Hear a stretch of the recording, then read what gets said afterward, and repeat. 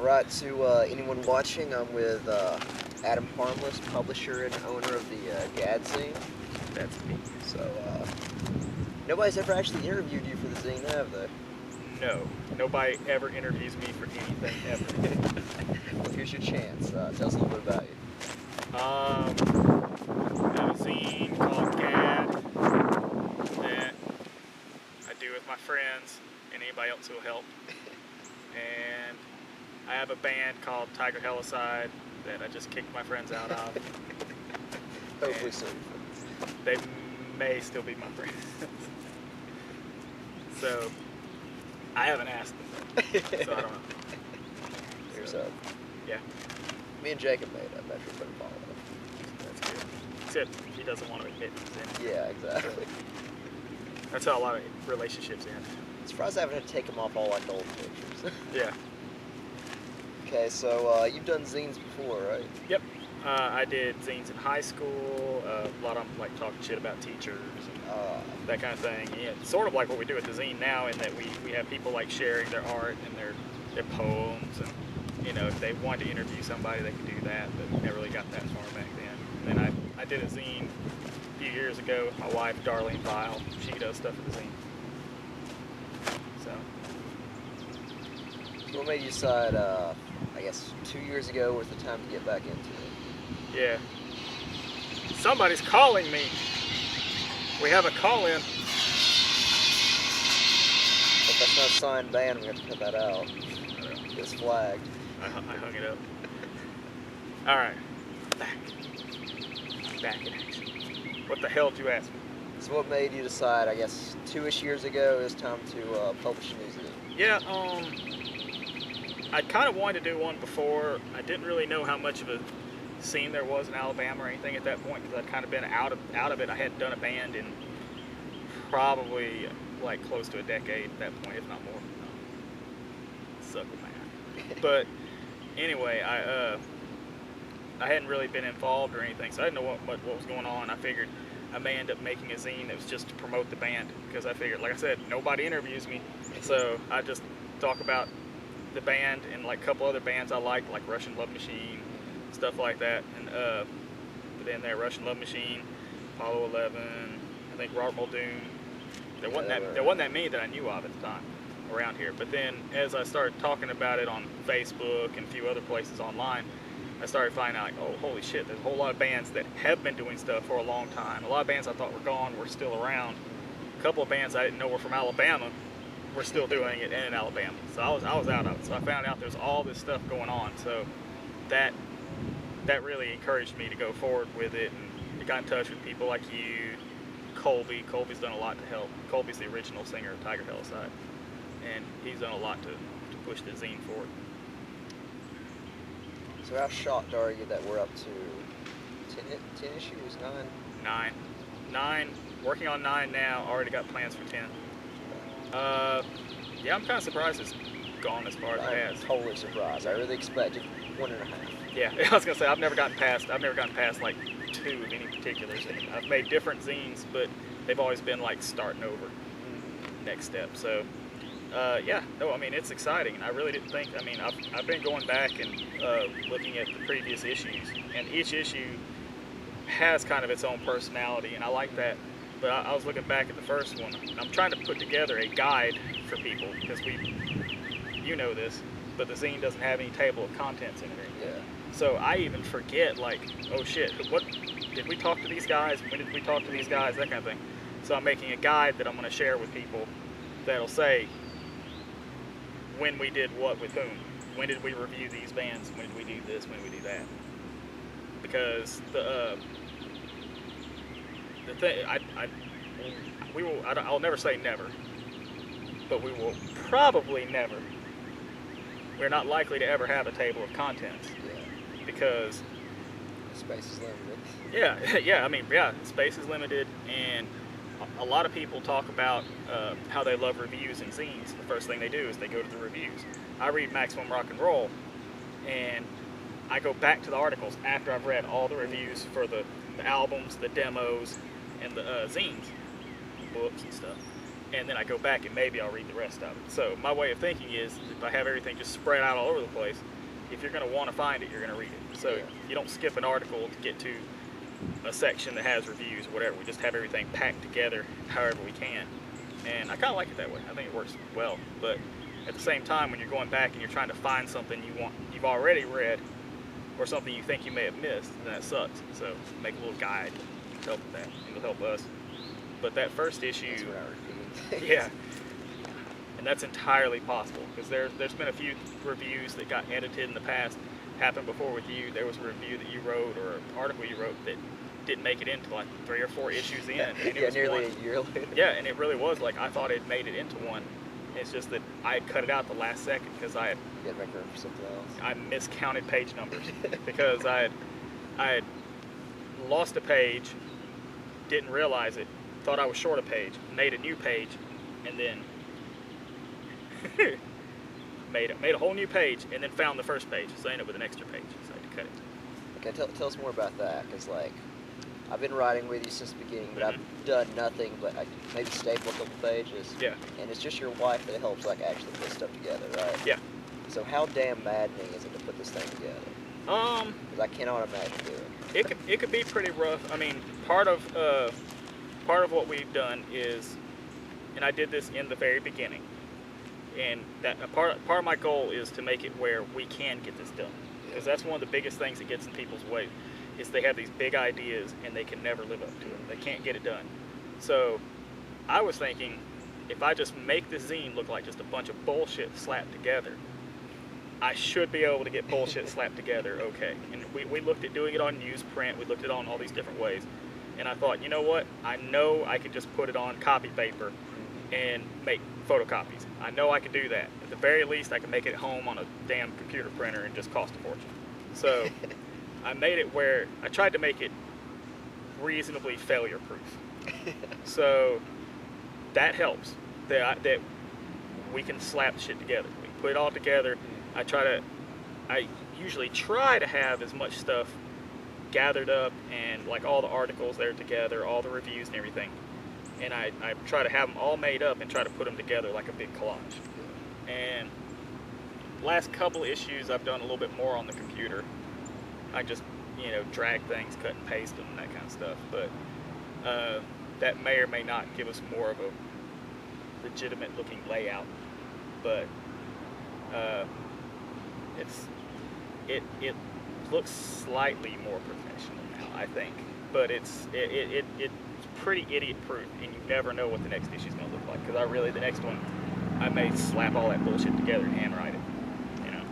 So aside from the logistics and the covers and writings, you do probably 80% of the artwork. Yeah, I do a lot of it. Sometimes I slip in my wife's art in there. She usually tells me she doesn't want me to, but I'll put in some, because I like her stuff. She has this kind of fun, wild style. She's the one who did the goddamn bat squirrel. Oh yeah, I love that. That's what I'm saying. So I love that stuff. And we're always trying to get other people to turn in art, but a lot of it is I have lots of doodles anyway. I've always done art. I was an art major. Never graduated. Never will.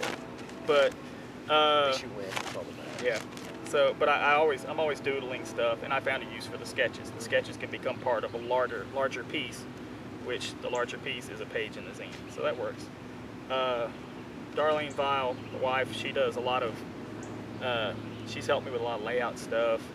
She helped me with a lot of the transcription in the latest issue with Chuck Mosley, the interview we did with Chuck Mosley, because that was recorded with 2 cell phones. It was a phone interview. I can't believe you did that. I've done one interview like that for a newspaper that I interned at, and that was just awful. Like, I hated doing that. Yeah, no, it was terrible, and me and Colby were taking turns trying to peck at it, and you can probably tell just by this interview here, when I talk to people, I say like and stuff.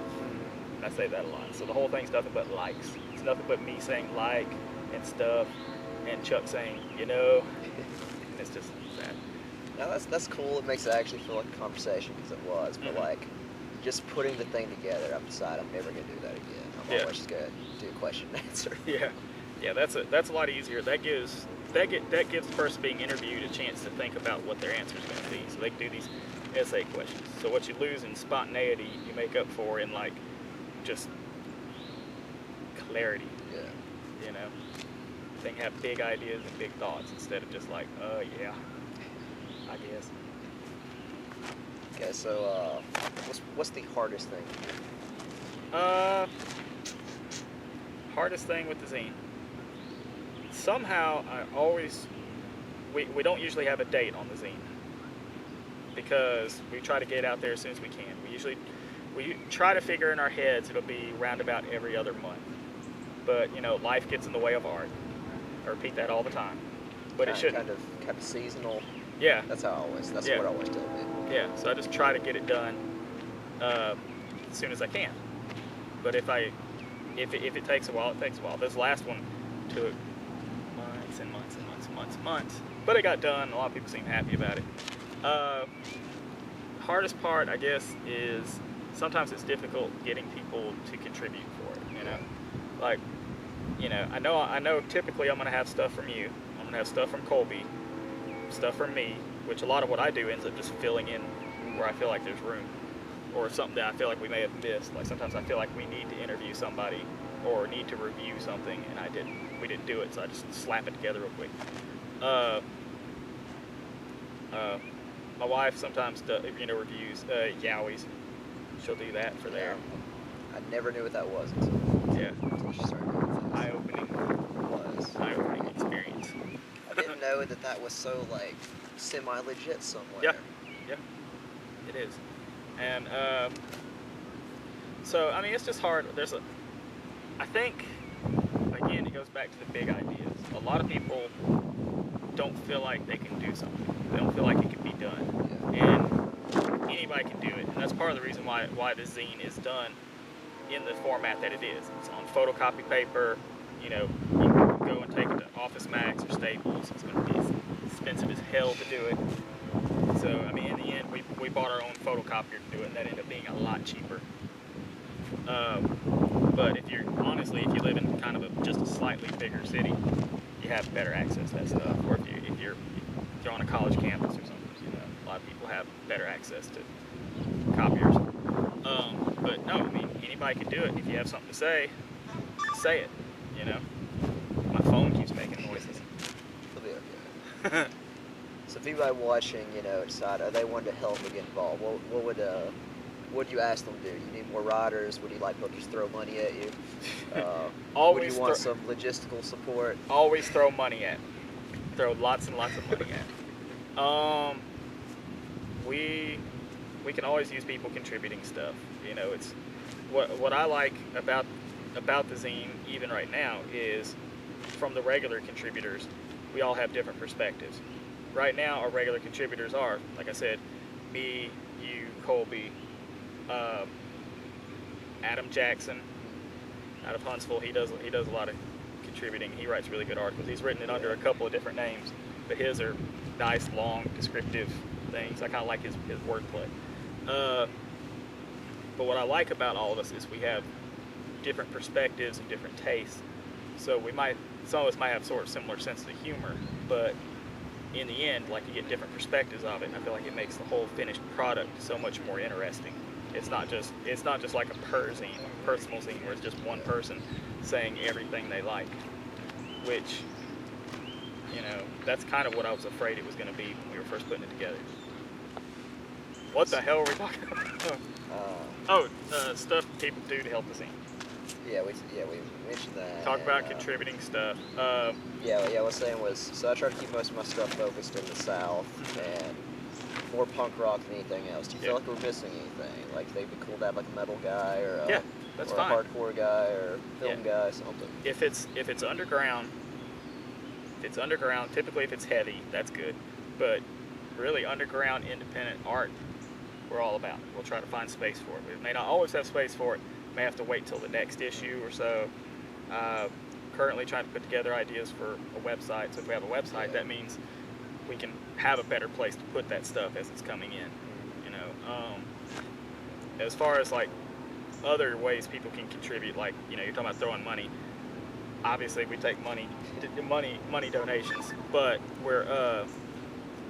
I've put a list online on Facebook, and I'll try to share it other places. But it's not hard, guys. See, here's $5. Look at And now we have like a quarter of a page. Exactly. But no, if we, but a lot of the supplies that we need are relatively cheap.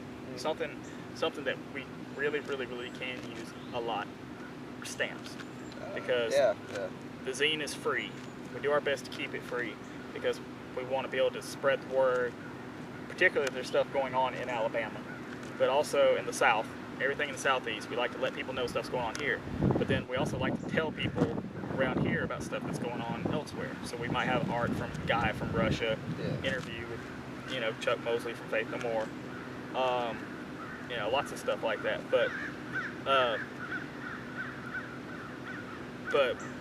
it gets a little expensive for us. We've managed to reduce costs, but really, if we can cover a lot of stuff like supplies and shipping those things out to everywhere, it takes about 3 stamps to mail an issue of the zine in the U.S.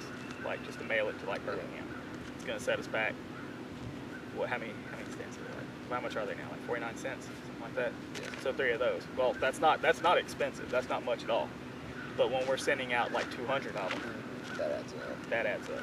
And we want to keep making more and more of these things. So I've already started doing it, but I'm going to more regularly do this. Put like a supply list up online. Put the supply list in the zine. You know, probably put in there just before the band directory. You know, where you can look up all bands in Alabama. But yeah, I think that's a big thing. Is just that. I mean, I won't say no to it, but really, we don't need somebody coming over and hand me $100, because then they're going to be looking at it going, am I getting $100 experience out of the scene? You know? So that's a big thing. It's like, you know, if you give me $5, then you're going to be like, all right, I see that. My $5 went to something good, you know? But give me 100, you might want like 25 copies of the zine. I'm going to feel like I have to give you. And then that's like, I guess that'd be like a quarter of the first run. Exactly. But it has gotten a lot cheaper to make since we've gotten our own photocopier. That's really helped a lot. So, but I mean, really all we need is paper and stamps. Like I said, stamps are the easiest things to give us. And we also trade. So if you make a zine, get in touch with us. We'll trade. You know, we love doing trades. We'll promote you. We'll review you. We'll share you.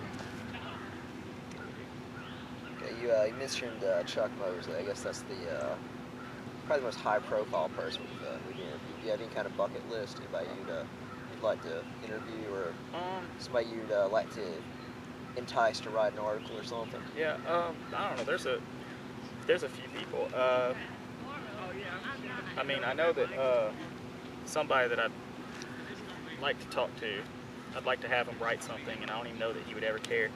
And a lot of people who follow us might not even know who this is, but I think Mark P., the guy who created the Sniffing Glue zine in the UK, I would love to get in touch with him and talk to him about that. You know, what he was doing was, while if you glance at it, might be similar to what we're doing, he was such a part of some big, fast-moving thing, and he had to just jump on it and get it out there and get it done. I think it'd be interesting to hear his perspective on it.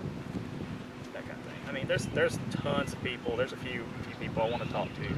There's some that I kind of talked to a little bit that just haven't made it in there yet. You know?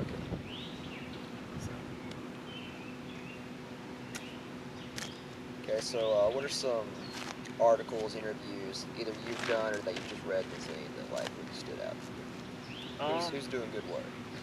You suck. No. So I've been told. Yeah. No, you're good. I like. I was really impressed with the Latin for Truth interview. Okay. Yeah. I think you'd like him. Mm-hmm. Yeah. I've talked to dude. Oh yeah. Y'all played one show together? No, we haven't played a show together. I was gonna go see him play a show, and it didn't end up just not happening. Something happened, but no, he's but he's a great guy, and everything they were talking about, I was really interested in hearing them talk about chapbooks and stuff like that, you know, which that's something we'd like to get into. Just seemed like they're really trying to push that. There's a lot of people doing things all over Alabama, and it's really great to find out that that's happening, because it's great to find out other people are doing zines, other people are doing chapbooks, other people are, which chapbook's just kind of zine, but other people are, you know, making books of poetry, that kind of thing, you know. In this next issue of the zine, we'll be reviewing Brad Norris, wrote a book of poetry. Brad Posey has a great radio show in Huntsville, and he's in a few notorious bands like the Wrong Brothers and stuff. He has a book of poetry that's pretty interesting too. I'm gonna be reviewing that one for the zine, so there's gonna be a lot of poetry. Strange. Interesting. But no, there's a lot of stuff going on.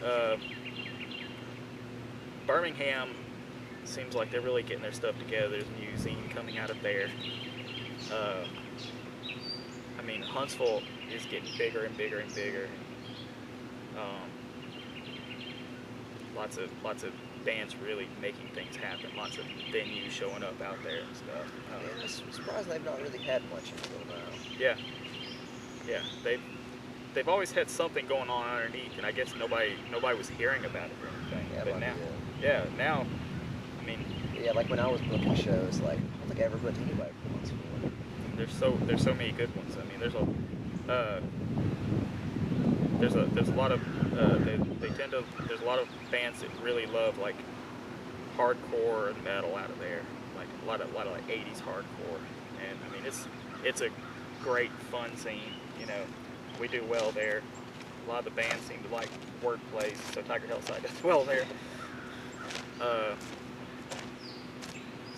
But no, it's a really great fun crowd. I've met so many great people just in the Huntsville area. Just Michael Kilpatrick, Brad Posey, Adam Jackson. I mean, Alabama Sharp. A lot of them have written for the zine, and they're just amazing. Yeah, so if you could have kind of a wish list, but you know, still keeping things plausible, what 2 or 3 things do you really need for the zine? Like would it just be awesome if you could get $100 in donations per issue, or what's some that would just be really awesome to have that is somewhat attainable? What? Or better advertisers. Or yeah. Really, a lot of the stuff with advertising is our own fault. We just haven't figured out a good way to do it. We've had advertisements. Right model. Yeah, I've tried different models and stuff, and I've had people who want to turn it in, but it doesn't. Hadn't quite gotten it where it fits right. And I think now we're kind of working on that. So stay tuned.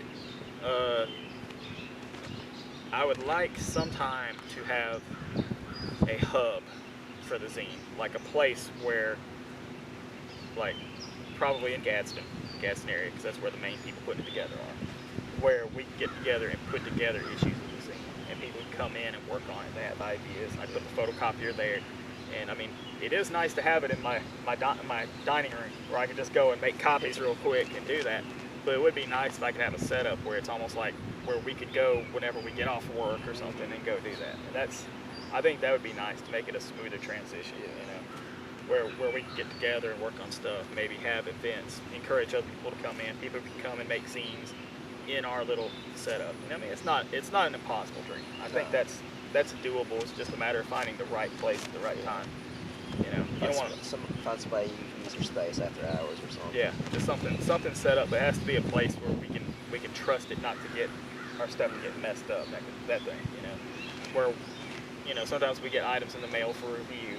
It'd be nice if we could have it set up where we have like a library where you can check out the stuff that we're reviewing. You know, it's not just all like going to our houses and then we take turns swapping them and trading them, listening to them or reading them. So. Well, I guess that's about it for me, unless you want to talk a little bit more about Tiger Hillside or something. Okay. Tiger Hillside is going through some changes right now. I already mentioned that. Changing up lineups. I've got a few friends that are going to be working on my next full-length Tiger Hillside. It's going to be little bit, probably a little bit more post-punky, but that's relatively speaking. It's all material that we've been working on at some point anyway. It's just you guys doing it. I recently recorded with 3 songs with Michael Kilpatrick, and I hope to put those out pretty soon with probably putting it out on Broken Dixie Records. Rob and Brandon from Broken Dixie are great guys, and they put out the Skeptic 7-inch, and they did a really good job with it. They're looking at making some comps. We'll probably be on that, so it'll be great. I think you should definitely check out Broken Dixie, because I think they're going to do a lot more big things. They're really into putting out like high quality looking vinyl and stuff. Oh yeah, I love their stuff. Yeah, they're not doing just the Xerox covers, which is kind of what I would do. But they like to make it like really nice looking, and like a nice package and stuff. So that's really encouraging. I'm looking forward to getting that kind of stuff done. So,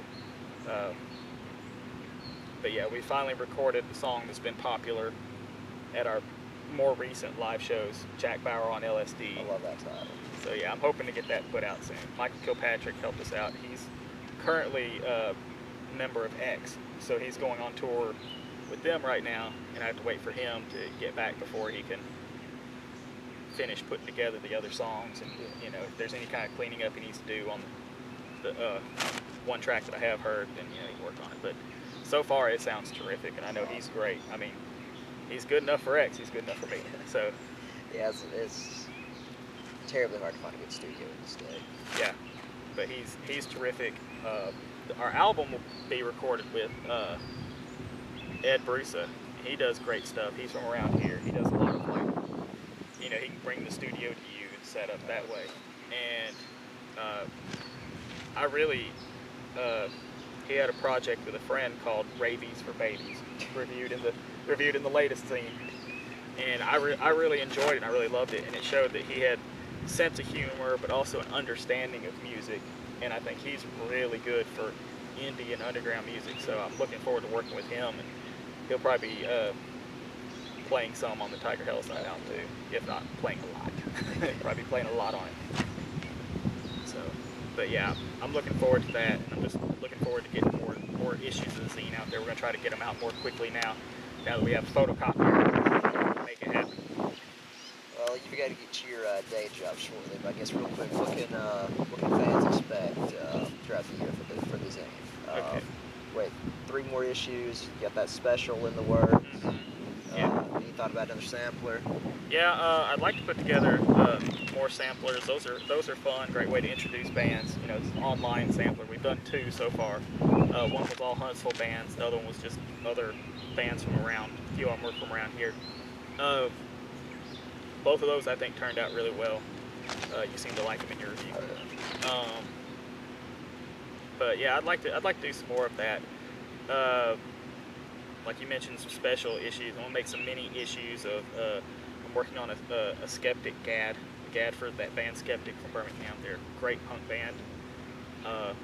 They don't really get the press that they deserve. Gonna do one for the Casket Kids. They're a great horror punk band from Huntsville. Now, there's a few other bands I'd like to do that for. Like if they have kind of a style or they've just been around long enough where you can really see their personality, and that lends them to having it done. But at the same time, I can't let that take away from getting the main Gad done. So that's kind of what slows it down. But so what would a mini consist of? Like 10 issues? Yeah, 10 pages. 10 pages. Yeah, it'd probably be about half the size, because a normal one is between 20 and 25 pages long. So yeah, mini would be about 10 pages long. So it'd still be a fun thing to look at, maybe a good little read, you know. And I think it'd be good for getting the band's notice. And I'll send a source copy to the band so that anytime they want to make more copies, they can, whenever they want to. The next issue of Gad is going to have, like I said, those poetry reviews. It's going to have the second part of our interview with Chuck Mosley. He's a pretty good talker and very interested in anything he has to say. He's a big reason that I'm doing the zine, that I'm involved in music in any way whatsoever. So he's kind of to blame. But if anybody's not a fan of you, he's the culprit. he is.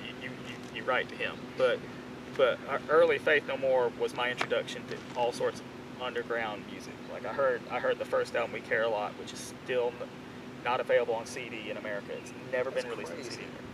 And like their second album, which contains the more popular version of We Care a Lot, it's out. It's been out on CD and re-released, but the original one hasn't been, and it's insane. And Faith No More still does their songs live. Platinum selling band. Yeah. And that's not available. But it's ridiculous. And so that first album has so much just like great punk and post-punk and metal stuff going on in it, and rap, and there's so many different things that it's so interesting, but it still has this like dark feel to it, and it really opened me up to just all sorts of music. So it basically paved the way for me, everything else I listened to. You know, that's it. And so yeah, he ruined my life. Nice. So that's good. I think that's a good note to end. There you go. We aim to ruin lives. Awesome.